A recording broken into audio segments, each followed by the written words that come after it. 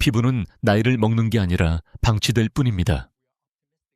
안녕하세요. 40년이라는 긴 세월을 오직 피부의 고통과 기쁨 곁에서 함께 걸어온 75세의 피부과 의사 박상철입니다. 오늘 저는 의사로서가 아닌 한때는 검버섯과 기미로 깊은 절망에 빠졌던 제 자신의 부끄러운 과거를 고백하고 그 속에서 찾아낸 한 줄기 희망에 대해 여러분과 나누고자 합니다. 저는 대한민국에서 손꼽히는 피부과 의사였습니다.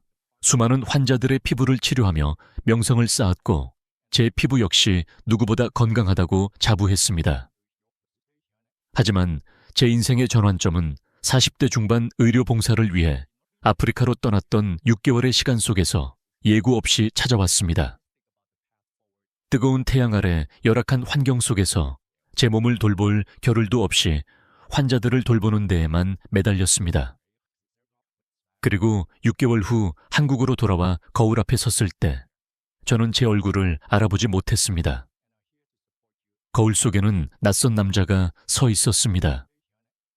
햇볕에 그을려 얼룩덜룩해진 피부 위로 크고 작은 갈색 점들이 마치 지도를 그려놓은 것처럼 빼곡하게 들어차 있었습니다. 의사 가운을 입고 진료실에 앉아있는 제 모습을 본 환자들의 눈빛 속에서 저는 당혹감과 의아함을 읽을 수 있었습니다. 피부과 의사 선생님, 얼굴이 저런데 과연 내 피부를 잘 치료할 수 있을까 하는 무언의 질문이 제 심장을 찔렀습니다. 동료 의사들은 제게 최신 레이저 시술과 값비싼 미백 관리를 권했습니다. 저 역시 제가 가진 모든 현대의학적 지식을 총동원했습니다. 수백만 원짜리 레이저로 피부를 태워보기도 하고 효과가 가장 강력하다는 수입 미백 연고를 밤낮으로 발라보기도 했습니다. 하지만 그 모든 노력은 잠시뿐이었습니다. 시술을 멈추고 약을 끊으면 검버섯은 마치 저를 비웃기라도 하듯 이전보다 더 짙고 넓은 영역으로 다시 피어났습니다. 깊은 좌절감 속에서 저는 깨달았습니다. 피부의 문제는 단순히 겉에서 태우고 벗겨내는 것만으로는 결코 해결될 수 없다는 것을. 근본적인 원인은 제 피부 속 그리고 제 몸속에 있다는 것을 말입니다. 바로 그때 저는 제 모든 의학적 지식을 내려놓고 가장 원초적인 자연의 지혜로 돌아가기로 결심했습니다. 그리고 마침내 제 부엌의 찬장 속 가장 평범한 식재료인 사과 식초와 토마토 속에서 제 인생을 바꾼 위대한 해답을 찾아냈습니다. 오늘 저는 30년간의 연구와 수많은 환자들의 임상 경험을 통해 완성된 이 기적의 레시피를 여러분께 아낌없이 공유하고자 합니다. 이것은 단순한 민간요법이 아닙니다. 이것은 한 의사의 고통스러운 경험과 과학적 탐구가 빚어낸 가장 안전하고 확실한 자연치유의 약속입니다. 우리가 이 지긋지긋한 검버섯과 기미로부터 해방되기 위해서는 먼저 이 불청객들이 왜 우리를 찾아오는지 그 진짜 이유부터 알아야 합니다. 많은 분들이 그저 나이 탓이라고 생각하지만 그것은 절반만 맞는 이야기입니다. 정확히 말하면 검버섯과 기미는 나이 자체가 아니라 나이가 들어가면서 우리 피부 속 멜라닌 세포의 활동에 혼란이 생기기 때문에 발생하는 것입니다. 우리 피부를 검게 만드는 멜라닌 색소는 결코 나쁜 것이 아닙니다. 그것은 강력한 자외선으로부터 우리 피부의 DNA가 파괴되는 것을 막아주는 고마운 보디가드입니다. 젊고 건강한 피부에서는 이 보디가드들이 자외선이라는 적이 나타났을 때만 잠시 출동했다가 임무가 끝나면 얌전히 제자리로 돌아갑니다. 하지만 특정 원인들로 인해 이 보디가드 시스템의 고장이 나면 그들은 시도 때도 없이 과잉 출동하여 한 곳에 몰려 있거나 임무가 끝난 후에도 돌아가지 않고 눌러 앉아버립니다. 바로 이것이 검버섯과 기미의 정체입니다. 그렇다면 이 시스템을 고장내는 주범은 과연 무엇일까요? 첫 번째 주범은 역시 자외선입니다. 자외선은 멜라닌 세포에게 지금 즉시 출동하라 고 명령하는 가장 강력한 신호입니다. 수십 년간 반복적으로 이 명령에 노출된 멜라닌 세포들은 결국 통제력을 잃고 과잉 반응하게 됩니다. 두 번째는 호르몬의 불균형입니다. 특히 여성분들의 경우 폐경을 전후하여 여성 호르몬인 에스트로겐이 급격히 감소하는데, 이 에스트로겐은 멜라닌 세포의 과잉 활동을 억제하는 브레이크 역할을 합니다. 이 브레이크가 사라지니 멜라닌 세포들은 걷잡을 수 없이 폭주하게 되는 것입니다. 세 번째는 피부 속의 작은 염증과 상처입니다. 여드름을 짠 자국벌레에 물린 상처, 심지어 때를 밀거나 얼굴을 강하게 문지르는 습관조차도 피부에 미세한 염증을 유발합니다. 우리 몸은 이 염증을 치유하는 과정에서 멜라닌 색소를 과도하게 생성하여 상처가 아문 자리에 거무스름한 흔적을 남기게 됩니다. 네 번째는 만성적인 스트레스입니다. 스트레스를 받으면 우리 몸에서는 코르티솔이라는 스트레스 호르몬이 분비되는데, 이 호르몬은 피부의 면역 체계를 약화시키고 멜라닌 세포를 직접적으로 자극하여 피부를 칙칙하고 어둡게 만듭니다. 마지막으로 피부 재생 주기의 둔화입니다. 예 20대에는 28일 주기로 활발하게 교체되던 피부 세포가 50대가 넘어가면 40일, 61일로 점점 길어집니다. 멜라닌 색소가 포함된 낡은 세포들이 제때 떨어져 나가지 못하고 피부 표면에 계속 쌓여 있으니 점이 더욱 짙어 보일 수밖에 없는 것입니다. 이 5가지 원인들이 복합적으로 작용하여 우리 피부라는 캔버스 위에 얼룩덜룩한 그림을 그리게 되는 것입니다. 이러한 원인들을 제대로 이해하지 못한 채 조급한 마음에 인터넷에 떠도는 검증되지 않은 민간요법에 의존하는 것은 불타는 집에 기름을 붓는 것과 같은 위험한 행동입니다. 저는 지난 40년간 잘못된 민간요법으로 인해 오히려 피부가 망가져 돌이킬 수 없는 상처를 안고 저를 찾아온 수많은 환자들을 보아왔습니다. 가장 흔한 실수가 바로 레몬 베이킹소다 치약과 같은 재료를 직접 피부에 바르는 것입니다. 이 재료들은 강한 산성이나 알칼리성을 띠고 있어 우리 피부의 약산성 보호막을 파괴하고 심한 경우 화학적 화상을 입혀 피부를 붉게 만들고 물집이 잡히게 하며 결국에는 흉터나 영구적인 색소 변성을 남길 수 있습니다. 얼마 전 제 진료실을 찾았던 60대 여성 환자 한 분은 인터넷 영상에서 레몬즙을 매일 바르면 검버섯이 없어진다는 말만 믿고 매일 밤 레몬 조각으로 얼굴을 문질렀다고 합니다. 2주 후 그녀의 얼굴은 붉게 달아오르고 퉁퉁 부어올랐으며 검버섯이 있던 자리에는 하얀 반점이 생겨 지워지지 않는 얼룩으로 남아버렸습니다. 그녀는 검버섯을 지우려다가 평생을 더 큰 흉터와 함께 살아가야 하는 비극을 맞이한 것입니다. 그녀는 제 앞에서 눈물을 흘리며 말했습니다. 차라리 검버섯이 있을 때가 더 나았어요. 이건 화장으로도 가려지지가 않네요. 자연에서 온 재료라고 해서 모두 안전한 것은 아닙니다. 모든 재료에는 고유의 화학적 특성과 pH 농도가 있습니다. 이러한 과학적 이해 없이 무분별하게 사용하는 것은 약사의 처방 없이 독극물을 다루는 것과 마찬가지로 위험천만한 일입니다. 스스로 치유하려는 노력은 존중받아 마땅하지만 그 노력은 반드시 과학적 근거와 안전성 위에서 이루어져야 합니다. 알미 없는 용기는 만용일 뿐입니다. 그렇다면 안전하면서도 과학적으로 검증된 자연의 해답은 과연 무엇일까요? 제 30년 연구의 결실인 사과 식초와 토마토 레시피가 바로 그 해답입니다. 제가 아프리카에서 의료 봉사를 하던 시절 뜨거운 태양 아래서 평생을 살아온 70대, 80대의 현지 여성들의 얼굴에 검버섯이 거의 없다는 사실에 큰 충격을 받았습니다.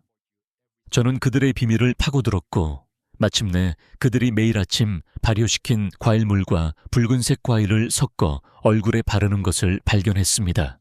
바로 이것이 제 연구의 시작점이었습니다. 사과 식초는 바로 그 발효시킨 과일물의 가장 안전하고 효과적인 형태입니다. 사과 식초에 풍부한 아세트산, 에이세틱 아시드은 천연 알파 하이드록시산, AHA 외 일종으로 피부과에서 사용하는 글리콜산이나 젖산처럼 피부 표면의 묵은 각질 세포들을 부드럽게 녹여내는 작용을 합니다. 이 과정을 통해 멜라닌 색소가 축적된 낡은 세포층이 자연스럽게 탈락되고 그 아래 숨어있던 새롭고 맑은 피부가 드러나게 됩니다. 또한 아세트산은 멜라닌을 만드는 효소인 티로시나아제의 활성을 직접적으로 억제하여 검버섯이 더 이상 생성되거나 짙어지는 것을 근본적으로 막아줍니다. 다음으로 토마토는 붉은색 과일의 힘을 상징합니다. 토마토의 붉은 빛을 내는 라이코펜의 성분은 현존하는 가장 강력한 항산, 라이코펜의 성분은 현존하는 가장 강력한 항산화 물질 중 하나로 피부 노화의 주범인 활성산소를 제거하는 능력이 비타민 A의 100배 코엔자임 Q7의 10배에 달하는 것으로 알려져 있습니다. 라이코펜은 자외선으로 인해 손상된 피부 세포를 복구하고 콜라겐 생성을 촉진하여 피부 탄력을 개선하는 데 탁월한 효과가 있습니다. 또한 토마토의 풍부한 비타민C는 그 자체로도 강력한 미백 효과를 가집니다. 이 두 가지 재료가 만났을 때 놀라운 시너지 효과가 일어납니다. 사과 식초의 산성분은 토마토의 세포벽을 부드럽게 열어 그 속에 갇혀있던 라이코펜과 비타민C가 더욱 효과적으로 피부에 흡수될 수 있도록 길을 열어줍니다.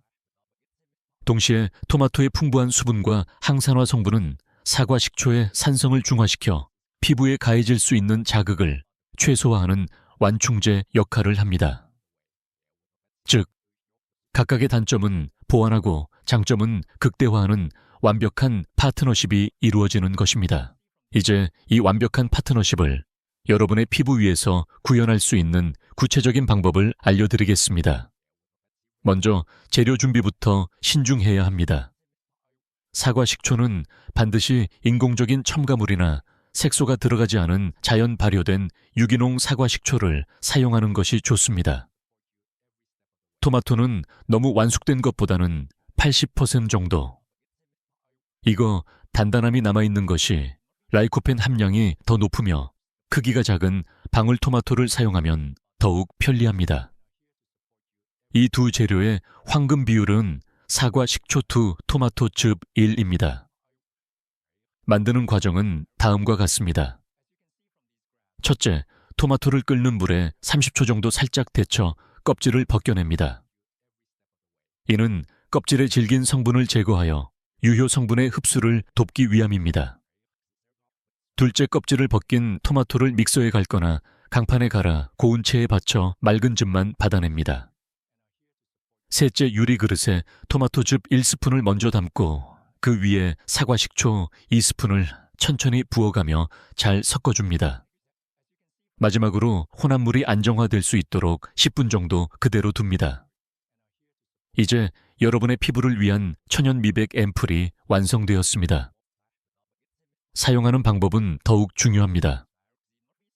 화장솜에 이 혼합물을 충분히 적셔 검버섯이나 기미가 있는 부위에 가볍게 올려놓습니다. 절대로 문지르거나 비비지 마십시오. 피부에 자극을 줄 수 있습니다. 이 상태로 5분에서 10분 정도 그대로 두었다가 미지근한 물로 깨끗하게 헹궈내고 즉시 보습제를 발라 피부를 진정시켜 주어야 합니다. 이 방법은 피부에 어느 정도 자극을 줄 수 있으므로 매일 하는 것이 아니라 일주일에 3번 정도가 적당하며 반드시 자외선이 없는 저녁 시간에만 사용해야 합니다. 그리고 다음날 아침에는 평소보다 더욱 꼼꼼하게 자외선 차단제를 발라주어야 합니다.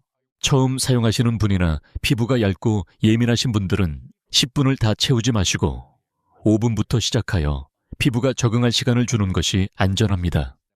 이 방법이 단순한 민간요법이 아님을 증명하기 위해 제 환자들 중 몇 분의 놀라운 성공 사례를 공유하고자 합니다. 첫 번째는 부산에 사시는 78배 김 할머님입니다. 할머님은 20년 넘게 왼쪽 뺨을 뒤덮은 짙은 기미 때문에 평생을 모자와 마스크 없이는 외출을 해보신 적이 없다고 했습니다. 저는 할머님께 이 사과 식초 토마토 요법을 꾸준히 실천해 보시라고 권해드렸습니다.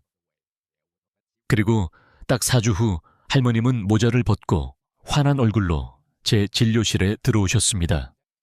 뺨의 기미가 70% 이상 옅어져 있었습니다. 할머님은 제 손을 잡고 눈물을 글썽이며 말씀하셨습니다. 선생님, 저는 그저 남들처럼 모자 없이 거리를 한번 걸어보는 게 소원이었습니다. 이제는 그럴 수 있게 되었어요. 정말 고맙습니다.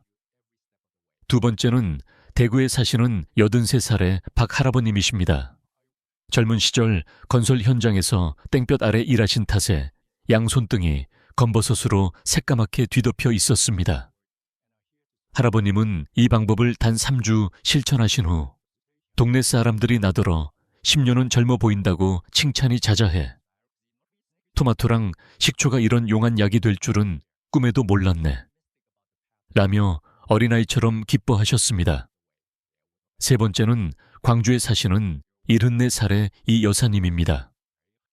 이 여사님은 피부가 극도로 예민하여 웬만한 화장품은 바르기만 하면 두드러기가 나는 분이셨습니다. 그래서 이 방법을 시작할 때도 매우 조심스러워 하셨죠. 하지만 다행히도 이 천연 레시피는 이 여사님의 예민한 피부에 아무런 자극을 주지 않았고 오히려 울긋불긋했던 피부톤을 안정시키고 맑게 만들어주는 효과를 보였습니다. 마지막으로 서울에 사시는 81살의 정 할아버님은 당뇨 합병증으로 인해 피부가 약해져 레이저 시술이 불가능한 상태였습니다. 할아버님은 이 방법을 한 달간 꾸준히 실천하신 후 병원에 오셔서 피부가 매끈해지고 검버섯도 많이 옅어졌지만 무엇보다 나도 아직 내 몸을 위해 무언가를 할 수 있다는 자신감을 되찾은 것이 가장 기쁘다고 말씀하셨습니다. 이분들의 이야기는 우리에게 분명한 메시지를 전달합니다. 이것은 결코 기적이 아닙니다. 이것은 자연이 가진 과학적인 힘과 그것을 믿고 꾸준히 실천한 당신의 노력이 만들어낸 당연한 결과입니다. 피부의 건강은 단순히 무엇을 바르느냐에만 달려있지 않습니다. 우리 몸의 안에서 무엇이 일어나고 있는지가 훨씬 더 근본적이고 중요합니다. 피부는 우리 몸의 건강 상태를 비추는 거울이기 때문입니다. 지금부터 당신의 피부를 속부터 환하게 밝혀줄 몇 가지 생활 습관을 알려드리겠습니다. 첫째, 피부의 기둥인 콜라겐 생성을 촉진해야 합니다. 콜라겐 합성에 필수적인 비타민C가 풍부한 키위, 브로콜리, 파프리카를 즐겨 드십시오. 소나 돼지의 뼈를 푹 구워 만든 사골 국물에는 콜라겐의 원료가 되는 아미노산이 풍부합니다. 이때 국물을 끓일 때 사과 식초 한두 방울을 떨어뜨리면 뼛속의 칼슘과 영양 성분이 더욱 잘 우러나옵니다. 둘째, 피부 세포의 재생을 도와야 합니다. 일주일에 한 번 미네랄이 풍부한 천일염을 넣은 따뜻한 물로 반신욕을 즐겨보세요. 이는 전신의 혈액순환을 촉진하고 피부의 노폐물 배출을 도와 세포 재생을 활성화시킵니다. 셋째, 내부로부터의 자외선 차단 능력을 키워야 합니다. 토마토의 라이코펜 성분은 익혀 먹었을 때 체내 흡수율이 5배 이상 높아집니다. 올리브 오일에 살짝 볶은 토마토 요리는 최고의 먹는 자외선 차단제입니다. 또한 식후 1시간 뒤에 마시는 녹차 한 잔은 녹차의 카테킨 성분이 자외선으로 인한 피부 손상을 막아주는 역할을 합니다. 넷째, 피부 염증을 유발하는 음식을 피해야 합니다. 설탕, 밀가루 가공식품과 같은 음식들은 우리 몸의 혈당을 급격히 높여 인슐린 저항성을 유발하고 이는 전신의 만성적인 염증을 일으켜 피부 트러블과 색소 침착을 악화시킵니다. 대신 현미나 귀리와 같은 통곡물 오메가3가 풍부한 고등어나 정어리 호두를 섭취하여 몸속의 염증을 다스려야 합니다. 마지막으로 수면과 호르몬의 균형을 바로잡아야 합니다. 밤 10시부터 새벽 2시는 우리 피부 세포가 재생되는 황금 시간입니다. 이 시간에 깊은 잠을 자지 못하면 피부는 하루 동안 입은 손상을 회복할 기회를 잃어버립니다. 또한 갱년기 이후 호르몬 불균형이 심하다고 느껴진다면 전문의와 상담하여 자신의 호르몬 상태를 점검하고 적절한 관리를 받는 것이 중요합니다. 기억하십시오. 몸이 건강하지 않으면 피부는 결코 빛날 수 없습니다. 나이는 숫자일 뿐 아름다움은 습관입니다. 이제 모든 이야기를 마무리할 시간입니다. 저는 올해 75입니다. 제 얼굴에는 지난 세월의 흔적인 주름들이 깊게 새겨져 있습니다. 하지만 저는 매일 아침 거울을 보며 웃습니다. 제 얼굴을 부끄러워하는 대신 오늘 하루도 건강하게 눈을 뜬 제 자신에게, 그리고 여전히 맑은 피부톤을 유지할 수 있도록 도와준 제 작은 습관들에게 감사한 마음을 전합니다. 저는 제 경험을 통해 확신하게 되었습니다. 꾸준한 노력만 있다면 맑고 깨끗한 얼굴은 결코 불가능한 꿈이 아니라는 것을 말입니다. 오늘부터 시작하십시오. 당신의 부엌에 있는 사과 식초, 한 스푼 토마토 한 개가 당신이 거울 속에서 자신을 바라보는 방식을, 그리고 당신의 남은 인생을 바꿀 수 있습니다. 당신의 건강하고 아름다운 노년을 저 박상철이 진심으로 응원하겠습니다.